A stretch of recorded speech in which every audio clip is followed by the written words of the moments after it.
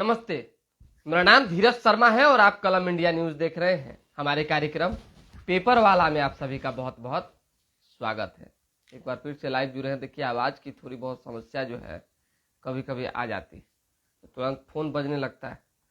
तो हमने चेक किया तो पता चला कि तनी मनी इम्बेंस आ रहा था। एक बार फिर चेक कर लेते हैं, फिर गड़बड़ अगर होगा तो दोबारा जुड़ा जाएगा। बहुत बहुत नहीं, अब ठीक है, टनाटन, कहीं कोई दिक्कत नहीं। अब जान लीजिए कि बिहार में हो क्या रहा है, बिहार की राजनीति में हो क्या रहा है। सत्ता परिवर्तन की सुगबुगाहट एक बार फिर से दिखने लगी और साफ तौर पे देखिए, चीजें छिपती नहीं है और बिना आग लगे धुआं उठता नहीं है। तो लगभग चीजें जो है वो दिखने लगी है। बातें जब कहीं से उठती है तो वो उठती ही चली जाती है। इनका कान से उनका कान, उनका कान से इनका कान, इनका कान से, यही होता है।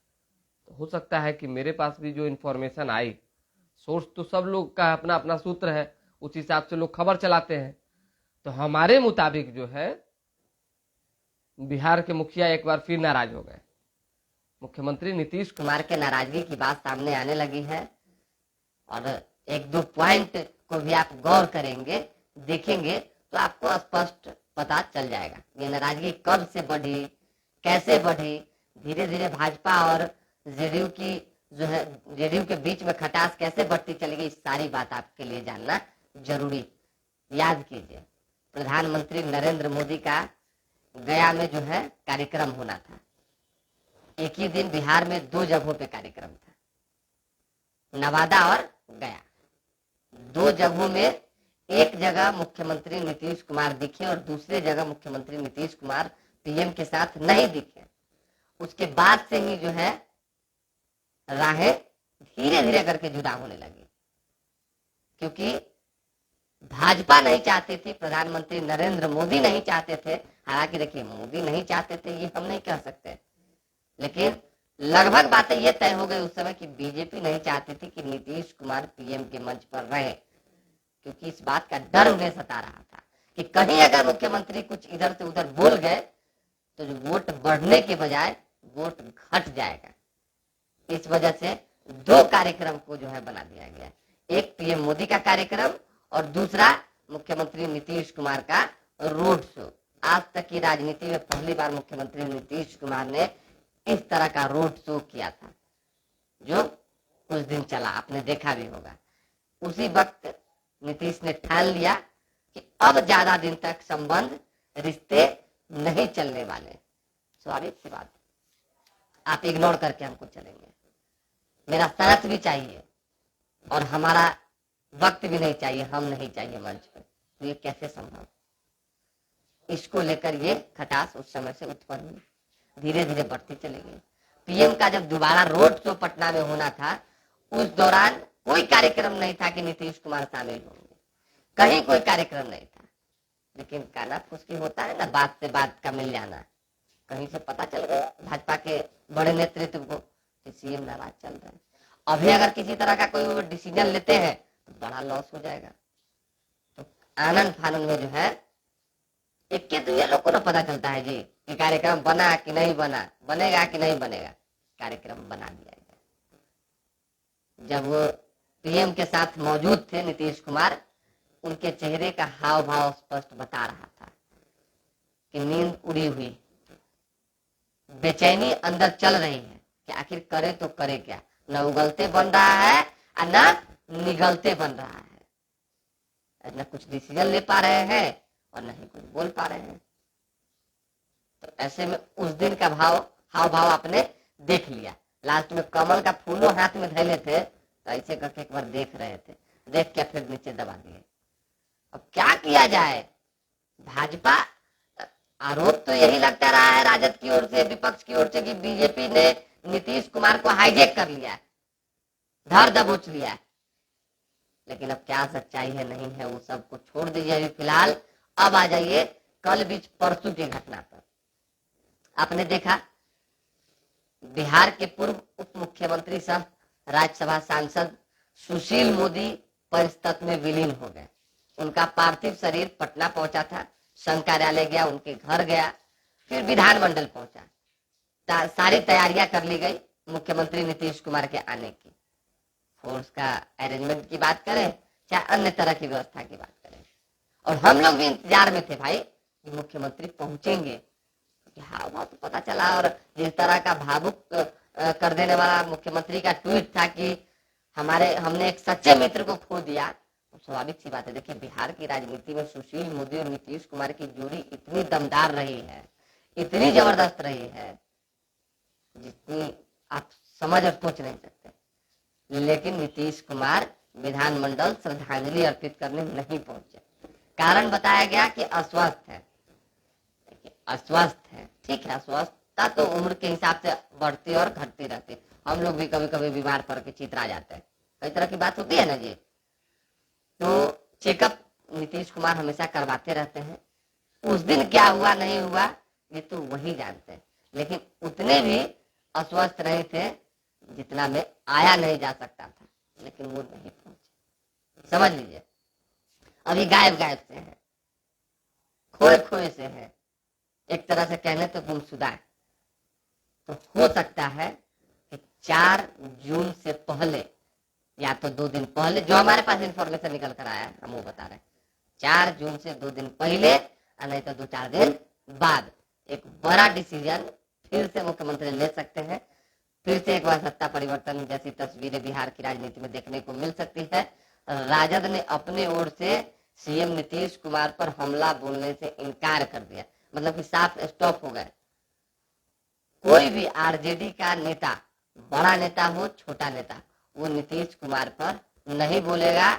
फरमान राबरी आवाज से जारी हो चुका है, मुख्यमंत्री पर एक शब्द नहीं बोलना है, टारगेट नहीं करना है, यहाँ तक कि अपना बताना है। तेजस्वी यादव कैसे अपना बता रहे हैं कि अंदर से हमको पूरा सपोर्ट मिल रहा है, ये चीज हो रही है। तो ये खबर थी तो हमने सोचा आपको बता दें। अब आ जाइए अनंत सिंह, छोटे सरकार, बाहुबली अभी पेरोल पे है बाहर, लगातार जो है मीडिया में सुर्खियां बटोर रहे हैं। अचानक से मंत्री अशोक चौधरी के घर पहुंचे कल। पूरा देखिए तोता उता उड़ रहा था, एकदम हर तरह की चीजें हो रही थी, लेकिन क्यों पहुंचे होंगे इसके पीछे भी तो जानकारी इकट्ठी करनी होगी ना आपको। संबंध रहना जो किसी एक ही के घर क्यों जाना, स्वाभाविक सी बात है। हो सकता है फलनवा से भी संबंध हो अच्छा, चिन्नवा से भी संबंध हो अच्छा, लेकिन अचानक से अशोक चौधरी के घर पहुंच जाना ये तो समझिए कि थोड़ा सा अनपच हो गया, डाइजेस्ट नहीं हुआ। सोचे बता देते हैं आपको। ये भी सूचनाएं हैं कि जेडीयू की ओर से डोरा डाला जा रहा है अनंत सिंह पर। हर चीज को ठीक करने की कोशिश की जा रही है, पुरानी बातों को भुलाने की जो है एक प्रयास, एक कोशिश चल रही है। और ये आदेशित है सब कुछ कि अनंत सिंह को कैसे अपने पाले में कर लिया जाए। तो हो सकता है कि ये बातें हुई हो। इतनी बातें थी जो हमने आपको बता दी। और अब जान लीजिए अखबार की खबर, थोड़ा बहुत जल्दीबाजी में अखबार की खबर बता देते हैं। आज 2 कार्यक्रम है। देखिए, अमित शाह का भी कार्यक्रम है, उसके साथ साथ चिराग पासवान का भी रुकनपुरा में कार्यक्रम। चिराग पासवान को लेकर तो जबरदस्त लहर है हाजीपुर में। शिवचंद्र राम भी मैदान में है, पहले भी रहे हैं, इसमें नो डाउट। लेकिन चिराग पासवान को लेकर जो लहर है, इससे ऐसा प्रतीत होता है कि अपने पिता रामविलास पासवान के रिकॉर्ड को भी वो ब्रेक कर सकते हैं। क्या सच्चाई है नहीं सच्चाई तो 4 जून को पता चलेगा ना, कि जनता इतनी व्याकुल है पीछे कि वाकई ये सारे वोटर्स हैं, तो ये उस दिन पता चलेगा। सिग्रीवाल जो है महाराजगंज सांसद, हैट्रिक लगाना चाह रहे हैं। हर संभवतः एक प्रयास है कि भाई तीसरी बार जीत जाए। और स्वाभाविक बात है, एनडीए के प्रत्याशी हैं, सिग्रीवाल के विरोध नाराजगी भी होगी, वो लोग भी वोट देंगे। तो ऐसे में कहा जा रहा है कि वह इंडिया गठबंधन बढ़ती नजर आ रही, हिलती नजर आ रही है, लेकिन सिग्रीवाल की तैयारी मजबूत हो गई है। कोई अगरा पिछड़ा एनडीए को यहाँ सभी वर्गों का समर्थन, यानी काराकाट में अगरा पिछड़ा नहीं है। पवन सिंह सिर्फ मीडिया और सोशल मीडिया पे ही है और कहीं नहीं है। एनडीए को सभी वर्गों का समर्थन प्राप्त है। उपेंद्र कुशवाहा ने कहा है, ये बात सोचा हमने आपको बता दूं। हर देखिए पूरी लिस्ट यहाँ पे छपी हुई है, हम सारा का जिक्र करेंगे तो दिक्कत हो जाएगा, समझे। नालंदा में 33 नामांकन हुआ, 4 घंटे 29 जो है चल रहा है। 30 नामांकन जो है वहां हुआ था पटना साहिब में, 13 छट गए। मतलब कैंसिल हो गया। पाटलिपुत्र में जो है 24 नामांकन हुआ था, 2 को छांट दिया गया। 22 नामांकन जो है आरा में हुआ, जिसमें 8 छट गए। उसी तरीके से बक्सर में 27 नामांकन हुआ, 12 छट गए। अब 12 जब छट गए, जिसमें देखिए मेन मुख्य भूमिका में कौन कौन है ये जान लीजिए। कहाँ पे? बक्सर में मिथिलेश तिवारी है बीजेपी से, सुधाकर सिंह है राजद से, निर्दलीय में ददल पहलवान है और आनंद मिश्रा है। ददल पहलवान भी अच्छा वोट काटते रहे हैं और आनंद मिश्रा आईपीएस है, क्रेज है इस बार, युवाओं को साथ लेकर चल रहे हैं, तो इस बार उनका भी वोट प्रतिशत दिख रहा है। चलिए, सासाराम में 14 नामांकन 6 छठे। उसी तरीके से काराकाट में 27 नामांकन हुआ, 13 को साइड लाइन कर दिया गया, यानी कैंसिल हो गया उनका नामांकन। जहानाबाद में 40 नामांकन हुआ, 23 को छांट दिया गया, सिर्फ बचे 17। खुशियों की बौछार एक दिन पहले मोदी राज में पाक अधिकृत कश्मीर में आजादी के नारे लग रहे हैं। अमित शाह ने कहा है, गृह मंत्री ने कांग्रेस और विपक्ष पर निशाना भी साधा और स्पष्ट तौर पर कहा है कि इस तरीके को कांग्रेस गुमराह करती है, राजद दल नहीं दलदल की पार्टी। जेपी नड्डा ने कहा गर्मी बढ़ी तो स्कूल खुले, कड़ी धूप में 12 बजे घर लौटेंगे बच्चे। पटना जंक्शन की एक खबर है, लगातार जाम की समस्या से आप जानते हैं लोग जूझते रहते हैं। ऐसे में जून तक बन जाना था सबवे, महावीर मंदिर के पास अभी ढांचा ही बन रहा है। 30 साल पुराने मामले में परीक्षा समिति के 2 अधिकारी बरी हो गए हैं। 1 जून को वोट दो और सिनेमा हॉल से लेकर रेस्टोरेंट तक में छूट पाओ। 1 जून को पटना में वोट दीजिए, सिनेमा हॉल और रेस्टोरेंट में भारी मात्रा में छूट पाइए, 10% से लेकर 50% तक। 4 धाम यात्रा यमुनोत्री गंगोत्री रूट पर अब भी 5 से 6 घंटे जाम लगी हुई है, बड़ी मतलब गजब वहां हो गया। तो इसका ख्याल रख के हम लोग को भी 13 तारीख को जाना है, सॉरी 15 तारीख को जाना है, 15 जून को। हम लोग सोच रहे हैं कि भाई इस तरह की व्यवस्था रही तो कैसे जाएंगे। अब तक 10-11 लोगों की मौत हो गई। चलिए, टेंडर कमीशन घोटाले में ईडी ने मंत्री आलमगीर आलम को गिरफ्तार किया।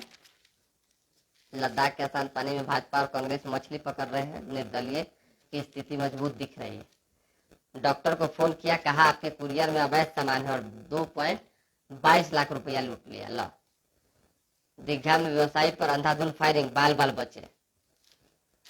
क्या हो रहा है शहर में? मुकेश सहनी अपनी विचारधारा से भटक चुके हैं। मुकेश सहनी अपनी विचारधारा से भटक चुके हैं। सारे जो मल्लाह समाज है, निषाद भाई है, वो श्री राम को लाने वाले भाजपा को ही वोट करेंगे, हरि सहनी ने कहा है। तो जरूरी है बताना आपको। चुनाव में अति पिछड़ों की भूमिका अहम है, डॉक्टर प्रेम ने कहा है। हाईकोर्ट के वकीलों से रविशंकर प्रसाद ने कल मुलाकात की है। सब जान लीजिए, थोड़ा बहुत खबर है तो जानना तो जरूरी है। बंद घर का ताला तोड़कर 4 लाख की संपत्ति चोरी, लीजिए ये सब तो होते ही जा रहा है।